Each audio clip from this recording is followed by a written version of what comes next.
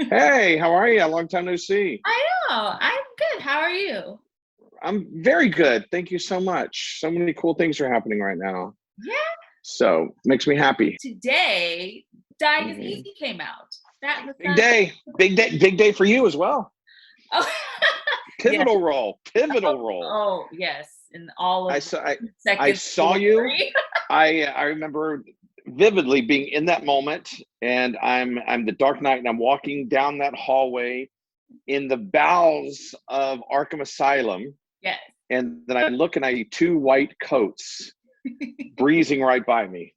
And one white coat was you, and one white coat was my dear friend Steve Felice. I needed my motivation. I looked at you and I saw the terror and confusion on your face, which I don't know if that was you or your character, but Well, it was great. And that was what I yeah, was trying to invoke in that oh, I moment. got it. I got it. So I'm You glad you that yes, I'm glad it came through. you gave me everything that I needed to be Batman. So thank you Well, very much. And that is the best thing I've heard all day, that I am able you, to help Batman in any way. you're in the credits. Did you see yourself in the credits? I did. It's Uh-huh. very Big odd. deal. I am not usually in front of the camera in any type of way, so that's very new to me. But it's very cool that I got to be part of any type of project that BatintheSun does. They do extraordinary work, as of course you know. So blessed to call them family and to be a part of probably 70% of what they do. I'm like their Bruce Campbell. So anything they do, I'm the first call. Or maybe I'm the first call and I call them. Maybe I'm just shameless and I go, "What's in it for me?" Oh no, They I'm go, sure you're right at the top of the list when they call. "Oh, It, that's very you have nice." to be. The So, guys are coming over for chili tonight, and we're gonna watch it. oh, Watching that's the big TV. that's We're gonna eat chili, and we're awesome. gonna watch each other, and then we're gonna high five each other as we're eating chili. We're awesome. Aren't we awesome? You're awesome. No, you're awesome. Great music. Yeah. Well, you know what? I watched it today, and honestly, you should be high fiving each other because it all came together so wonderfully. How did you get involved with working with Aaron and the Bat and Son production and becoming really their pivotal Dark Knight whenever the Batman is needed? This is a story that goes back 18 years. I was working for Warner Brothers in DC Comics as their official Batman. Just an actor in Los Angeles. I answered an ad. I went there, auditioned, and they were looking for actors to portray the Dark Knight Mm. at Macy's Thanksgiving Day parades and store openings and malls and things like that. I'm like, wow, that seems like a great job. And so I ended up getting it, which I was very fortunate. And I was doing an event down at San Diego Comic Con. This is 2003, and Aaron and Sean came by, and this is before Bat and the Sun was really anything. I Mm. had heard of one of their projects briefly, and I just remember that logo. And they walked up and they said, "Oh, well, that guy's pretty good Batman," because I was in the Warner Brothers area. Got a picture with me, which is crazy. And then within like a few months, I end up hearing from these guys. I'm like, how did they find out who I was? They're very tenacious when they want something. And they said that they're doing a Batman fan film, and I was initially I wasn't interested at all. But I met with them, and you've met them. They're so focused and so passionate that why would I not want to be a part of this group?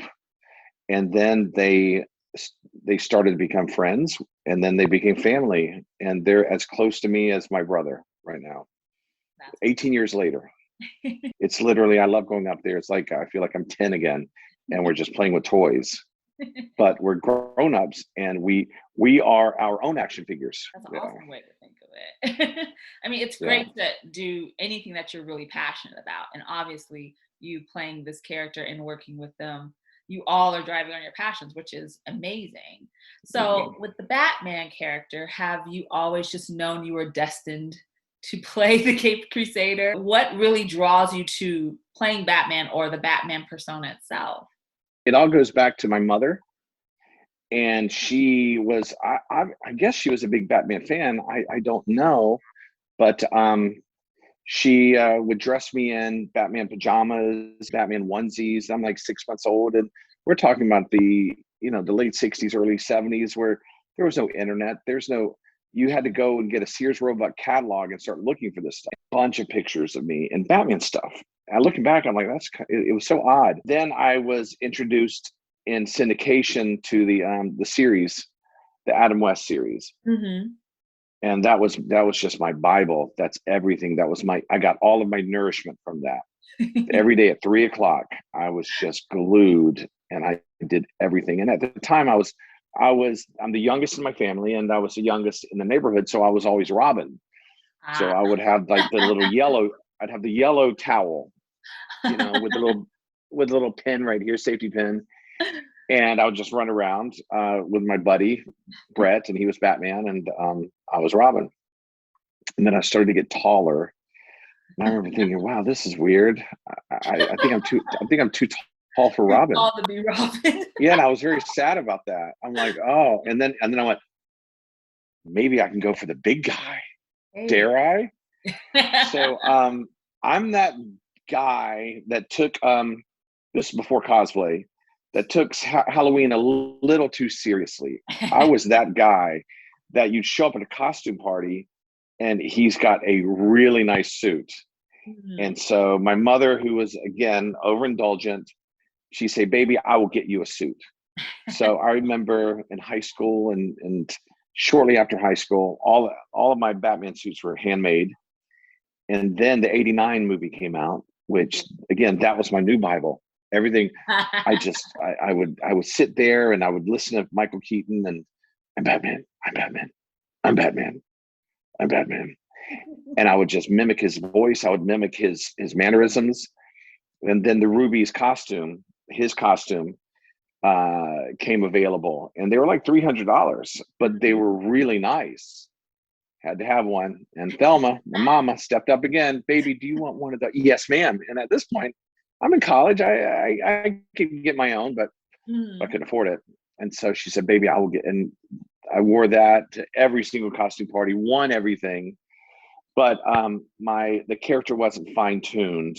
Mm-hmm. And then when I came out to LA, and I'm just a hustling working actor, and I picked up a Backstage West. And it's a testament to always follow your heart, always follow the universe, listen to the universe, go with the wind. Go with the wind. I auditioned, got the gig. That was great. I was blessed to have been on General Hospital for a couple of years. I was in Daredevil. I was in Dodgeball. And then I was approached to do these little fan films. And at the time, my initial reaction was kind of no, I'm good. No, thank you. Mm-hmm. But I listened to the universe, and someone was whispering in my ear saying, trust these men. These men are going to change your life. And boy, did they. It's funny how my career is on a different trajectory now because of that, in a much more positive way.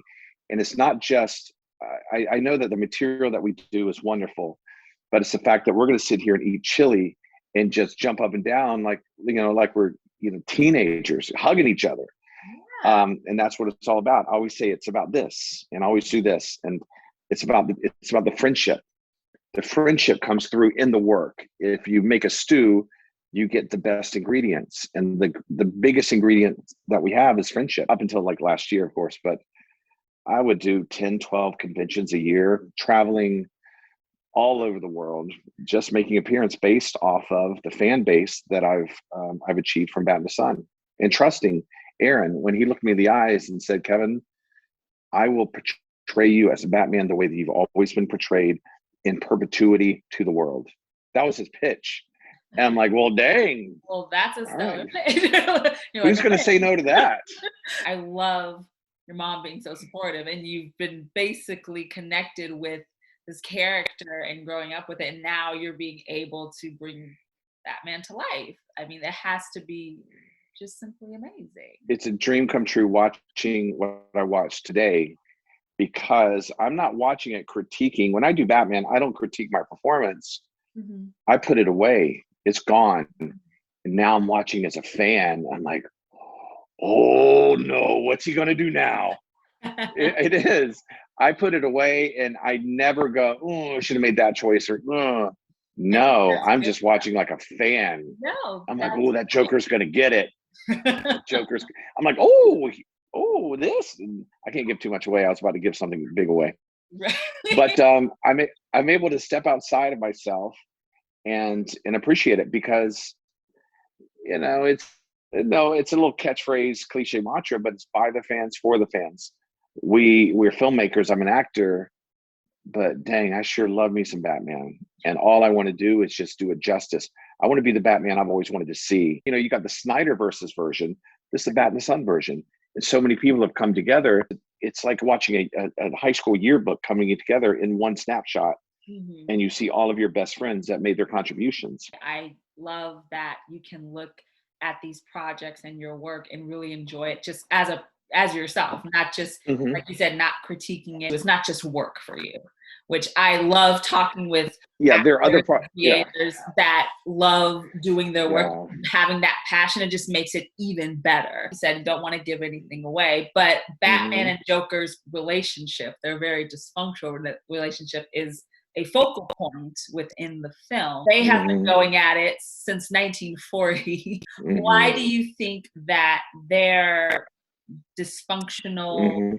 dynamic has stood the test of time, and why it's one of the most popular and even celebrated and going head to head in all of fiction, really? Neither of them have superpowers. So Mhm. I think that makes them relatable. It grounds them in this reality, which I love. Right. Secondly, there's this codependency that they have. Why hasn't he killed the Joker? If he, and that's brought up in the film as well. What he needed to do so many years ago. Same dynamic that, let's say, Lex Luthor and Superman has. Mhm. They've been part of their lives, and their history is intertwined. I think codependency is it's the best explanation for that. And there's an action and a reaction, and there's a dance that they've just been dancing. And Batman, there's no humor or love in it for him. Why Mhm. doesn't he put him down? That's a question for Batman. He's got that code, Right. And that and code. yes, and I love to explore that moral code, Mhm. especially when he is dealing Yeah. with Joker or even other villains, which, by the way, there are so many villains in this short film, which I Mhm. absolutely love because watching Batman movies or TV shows and things like that, you love to see just Mhm. his big rogues gallery. What was it like being able to kind of see all of these different villains that you love yourself Yeah. as a Batman Yeah. fan? Going into sets, and then you just see like I'm in the makeup chair. Then Doug Jones walks in the room, and you were there the day Doug Jones was there, correct? Yes, yes. He's very wonderful. Dear man, he is. I've known Doug for many years, and I was blessed to reach out and ask him to be a part of this. And he Mhm. said, yeah. And I was so excited. And so you see them all before they're in their outfits. You're like, oh my gosh, it's like old home week. And I will look over and I will see Vera as Poison Ivy in her cell. And it's very surreal. I'll see Amy as Harlequin, Guy Grundy as Zaz. It's just, it's overwhelming in such a good way because you feel as if you're literally inside of a video game because everywhere you look and all of these sets were practical. It's not like they were breaking the fourth wall or anything. You walk in and you're inside again. You were there, and I'm so happy to be talking to you because you were there and Yes, you saw the bars, you saw the cells, you saw Ivy, you saw all of these, and yes. there's a row and this one after another, and I Mhm. have to walk by them, but all I want to do is look at him. I just want to look while I'm walking by. I'm Exactly. like, there's Doug Jones. There's Guy Grundy. Oh, there's Vera. Hey, Vera. Hey. But that wouldn't be very Batman-like. I remember when I was on set, it was as a fan myself, just being there and really seeing Arkham and the Mhm. roads and just everything come to life. It's amazing because you see all of this in the comic books and you see them in the other media, and then actually being able to really see it up close to as good really as it can be. I think everything came together so well. Since there have been so many different Batman and different movies and Mhm. TV shows, what would you say Dying is Easy kind of brings to the table that maybe other film maybe hasn't given a big focus on? Even though it's a short film, what really sets it Mhm. apart from the other Batman media that even you are a fan of? Weathered and tenured relationship between Batman and Joker. Mhm. In '89 Batman, he had just met the Joker. Right. In The Dark Knight, he had just met the Joker. I don't count the Jared Leto's Joker. This is the first time that people have seen a harder, meaner, weathered Batman. They've been going at this for 10, 15 years now. In Dark Knight and in '89, they don't know who this Joker character is and what's going on. It's all introductory. But now Batman's got a Joker. And this is the first film to where Batman's a Joker expert. And he get the Joker at his own game. And that's essentially what he does here. And that's one thing. It's where we're exploring that character with them having 10 to 15 years of experience behind them. The other movies did not do that. They couldn't do that. I completely agree. When I was watching it, I saw the conversation that Batman and Joker were having about the film. I'm like, wow, they're really diving into this relationship that both of these characters have built with one another. And I really appreciate that as someone who loves the mythos and knows that there's just years upon years of these two battling it out, really seeing them in this. It's a very psychological take on both characters. And I honestly think that if anybody who is a fan of these characters should definitely watch this film. I wanted to know if you had to give 3 words to describe Dying is Easy, what would they be? Okay, I would say authentic, gritty, psychological. Yeah, those are the 3 words. Authentic, gritty, psychological. One thing that Aaron really wanted to stress is that the beatdowns are great and they're fun and they're like eating M&Ms and they taste good and they taste fast and you just grab them and you're just eating them up and they're just so good. And they will last because they're fun. But he didn't want this to be, a show up and fight, and then we're done. He wanted to explore the universe and he wanted to show more of the relationship. And that's why there's not a ton of fighting in it. The fighting that's in it is amazing. And it's the best fight scene I've ever been a part of. And that was Alfred Singh who put that together. Love him. Alvin's brother. But he wanted a psychological thriller. And that's a Silence of the Lambs, basically. Yeah, Silence of the Lambs. I totally see those vibes in that. And I'm Clarice. What do you think about that? Oh, I like that. Clarice in Bad Ears, right there. There we go. He put a lot of work into writing it, rewriting it. All of the components came together. And the suit is a huge part of that. Sean Reeves, and I'm sure you're familiar with Reeves FX, fitting after fitting after fitting. I probably went to, I'd say 12 fittings to get that suit perfect. No. And it is. I just look at it and I'm like, fantastic. The suit is stellar. Like you said, it all feels very authentic for what this is. It feels all very Batman. It's all very within his universe. It all feels like that's from the comic. It all feels very real in this fictional space. It is like blood, sweat, and tears in that movie. It is. And I appreciate all of it.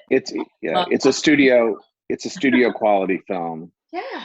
Yeah, thank you so much. And thanks for being there. That means a lot. That means a lot that you were there and your support of the project. Oh, of course. So thank you for that. Oh, of course. I was so happy to be there and experience it in person and was able to meet you and even to talk to you right now about it. I really do appreciate it. I love any individual who's very passionate about what they do, and you and the entire BatintheSun team are just driven with passion. And that is, I will always support that. I have to talk a little bit about Aaron and how brilliant his performance was as the Joker, because I was there to look in those crazy eyes. Yes.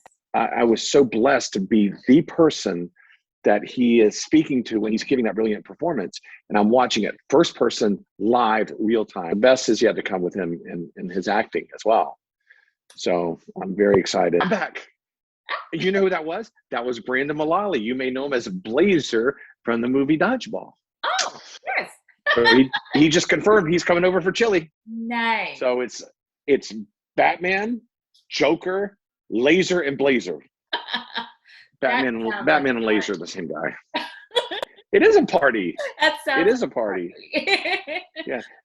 Thank you so much for all of your support. And that means a lot because you have a very, I'll use the word authentic. You have a very authentic page.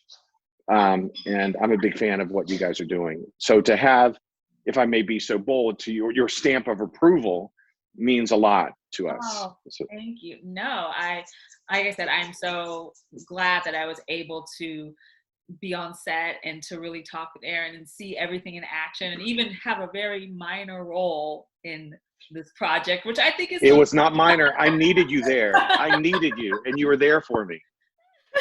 Yes. Well, and you and your partner, Steve Felice. Yes. Steve's awesome. Steve's a very good friend of mine. You both shined. So thank you. Well, thank you. I Batman telling me that, I will always appreciate that. Well, I hope you enjoy the party in Chile, and I hope you guys have a blast watching it. You guys should applaud yourself. We're gonna high five as we're eating the chili. High fives, all of it. You're awesome. You're awesome. Thank you so much, and I would love to be on again. Just to reach out, and we can talk Batman. I can talk Batman all day. Oh, thank you. Thank you so much for taking the time out before your chili party. If you are watching, please see Dying is Easy, which is on the BatintheSun Productions YouTube channel, and it's amazing. I'm so happy that it came out, and it's great. It really is. You did such a wonderful job. So Love that. Thank you so much. Thank you. Thank you. You have a wonderful evening. You too. Have fun. Okay.